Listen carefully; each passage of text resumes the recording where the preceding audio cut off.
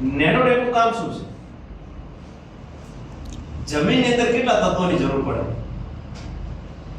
કેટલા લોકોને ખ્યાલ છે? 17 તત્વોની જરૂર પડે જમીનની અંદર.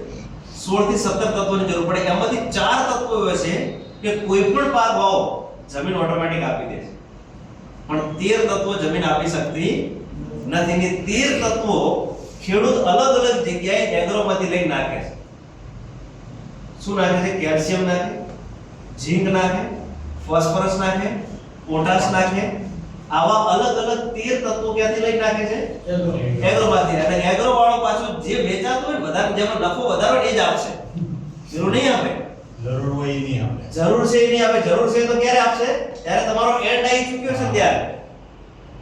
આની અંદર દોસ્તો બેગ ને બેગ ભરીને નાખવાની કોઈ જરૂર નથી. આ નેનોટેક આપણી એટલી સેન્સિટિવ પ્રોડક્ટ બનાવી છે કંપની, એટલી માઇક્રો પ્લાનિંગ થી બનાવેલી છે કે આ પ્રોડક્ટ ની અંદર 13 તત્વો આવી જાય છે. કોઈ ઝીંક, કોઈ પોટાશ કશું નાખવાની નથી. તો આને કોઈને પ્રૂફ જોવે ને તો પ્રૂફ હું તમને મારા વિડિયો મોકલી દઈશ. મારા જ ખેતરના માટે લોકો કેટલો પોટાશ નાખે છે હું આ પ્રોડક્ટ થી કહું છું તમે. બરાબર. આ નાખવાનું ક્યારે? પાક ઉગી નીકળ્યા અને ત્રીજા પાણી નખાવો, એકરે 250 ગ્રામ.